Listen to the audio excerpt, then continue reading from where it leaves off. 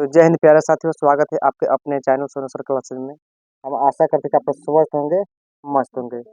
तो आज के वीडियो में हम पढ़ेंगे भौतिकी यानी कि फिजिक्स में प्रकाश का परिवर्तन, जो कि काफ़ी उपयोगी होता है। यह चैप्टर काफ़ी इम्पोर्टेंट रहता है। तो चलिए इसको आप लोग ध्यान से समझिएगा।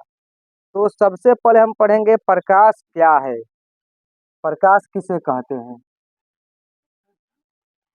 प्रकाश क्या है?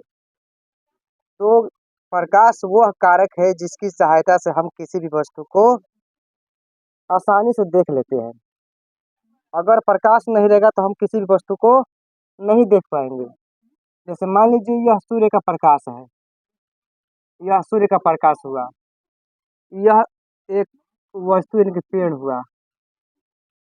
जब तक इस सूर्य का प्रकाश इस पेड़ पर नहीं आएगा तब तक यह पेड़ हमारी आंखों से नहीं दिखाई देगा। यानी कि प्रकाश जो होता है, सूर्य का प्रकाश वो पेड़ पर जाता है, वही प्रकाश हमारी आंखों में पड़ता है। इस प्रकार हम किसी भी वस्तु को देखते हैं। अगर यह प्रकाश हमारी आंखों पर नहीं पड़ता तो हम इस पेड़ को नहीं देख पाते। इसे प्रकाश कहा जाता है। अब हम पढ़ेंगे प्रकाश स्रोत क्या है। प्रकाश स्रोत जिन वस्तुओं से होकर प्रकाश निकलता है उसे प्रकाश स्रोत कहते हैं। कुछ वैसे वस्तु होती है जिनसे प्रकाश निकलता है। जैसे मान लीजिए सूर्य, जलता हुआ मोमबत्ती, जलता हुआ मोमबत्ती, जलता हुआ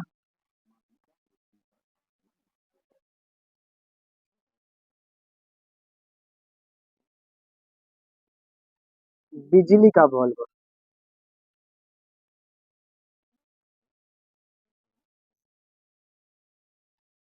ये सब क्या है? तो प्रकाश स्रोत है।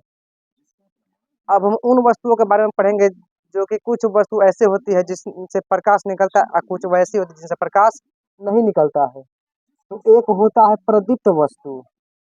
क्या होता है? प्रदीप्त वस्तु। प्रदीप्त वस्तु किसे कहते हैं, इसके बारे में अब हम समझेंगे कि प्रदीप्त वस्तु क्या है। तो वैसे वस्तु जिनसे प्रकाश उत्सर्जित यानी कि निकलता है। जैसे सूर्य हो गया, सूर्य से प्रकाश निकलता है। जलता हुआ मोमबत्ती हो गया, जलता हुआ बिजली का बल्ब हो गया। इनसे प्रकाश निकलता है, ये सब प्रदीप्त वस्तु है। इनसे प्रकाश निकलता है। और कुछ वैसे वस्तु होते हैं जिनसे प्रकाश नहीं निकलता, यानी जो प्रकाश उत्सर्जित नहीं करते उसे कहते हैं अप्रदीप्त। अप्रदीप्त किसे कहा जाता है? तो वे वस्तु जिनसे होकर प्रकाश नहीं निकलता है। जैसे मान लीजिए मेज हो गया, अब मेज से तो प्रकाश निकलेगा नहीं। कुर्सी हो गया, कुर्सी तो प्रकाश देता नहीं है। ये सब वस्तु जो है अप्रदीप्त वस्तु है। अब हम पढ़ेंगे किरण पुंज क्या है। किरण पुंज, तो किरणों के समूह को किरण पुंज या प्रकाश के समूह को किरण पुंज कहा जाता है। जब प्रकाश का जो समूह होता है उसे किरण पुंज कहा जाता है। यह 3 प्रकार के होते हैं। किरण पुंज कितने प्रकार के होते हैं? तो 3 प्रकार के होते हैं। कौन कौन होता है? एक ये हो गया, दूसरा ये हो गया, और तीसरा हमारा ये हो गया। ये तीनों का नाम क्या है? अब इसके नाम का और समझ लेते हैं। तो इसे कहा जाएगा, ये क्या हो रहा है? तो एक बिंदु से होकर फैलता चला जा रहा है। क्या हो रहा है? तो फैलता जा रहा है, एक बिंदु से होकर निकल रहा है। तो इसे हम क्या कहेंगे? अपसारी कहेंगे। क्या कहेंगे हम? अपसारी। यह एक दूसरे के समांतर है, एक दूसरे के क्या है? समांतर। तो इसे हम समांतर ही कहेंगे। और यह जो है एक बिंदु पर आकर मिल रहा है तो इसे अभिसारी कहेंगे। क्या कहेंगे? अभिसारी। इसे याद रखना है। अगर वैसा किरण पुंज जो एक बिंदु पर आकर मिले उसे अभिसारी कहते हैं। वैसा किरण पुंज जो एक बिंदु से फैलता हुआ जाए उसे अपसारी कहते हैं। वैसा किरण पुंज एक दूसरे के समांतर हो उसे समांतर किरण पुंज कहा जाता है।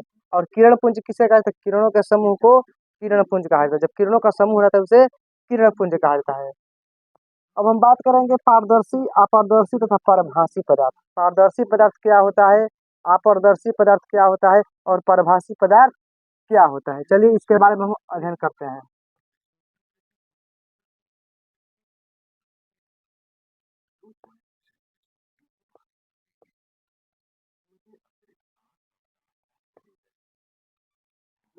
तो अब हम बात करेंगे पारदर्शी, अपारदर्शी और परभासी वस्तु।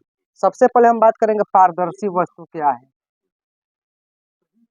पारदर्शी वस्तु, तो पारदर्शी किसे कहते हैं, तो वैसा पदार्थ जिनसे होकर वस्तुओं को हम आसानी से देख सकें। दूसरा होता है पारभासी, दूसरा होता है परभासी, ये परभासी मान लीजिए, ये क्या है, पारभासी। और ये क्या है, पारदर्शी। ये क्या है, पारदर्शी पदार्थ है जो कि कांच है। यह मान लीजिए तेलीय कागज है, तेलीय कागज। और ये हमारा हो गया अपारदर्शी, ये पूरा एकदम क्या है, पूरा आर पार को हमको देखने में काफी कठिनाई, यानी कि दिखाई नहीं देगा। ये हो गया अपारदर्शी।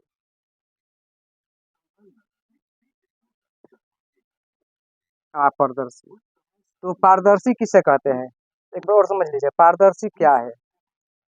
तो वैसे पदार्थ जिनसे होकर वस्तुओं को देखा जा सके, वैसे पदार्थ जिनसे होकर वस्तुओं को देखा जा सके उसे पारदर्शी कहते हैं। वैसा पदार्थ जिनसे होकर वस्तुओं धुंधला या अंशतः दिखाई दे, यानी कि साफ साफ दिखाई न दे, उसे पारभासी कहा जाता है। जैसे कि तेलीय कागज, कुहासा, ये सब क्या है, पारभासी है, इसमें साफ साफ दिखाई नहीं देता है। और वैसे पदार्थ जिनसे होकर वस्तुओं को नहीं देखा जा सके उसे अपारदर्शी कहते हैं। जैसे मान लीजिए एक दीवार हो गया, एक दीवार से हम दूसरी ओर देखेंगे तो हमें दिखाई नहीं देगा। तो ये हो गया पारदर्शी, पारभासी और अपारदर्शी वस्तु।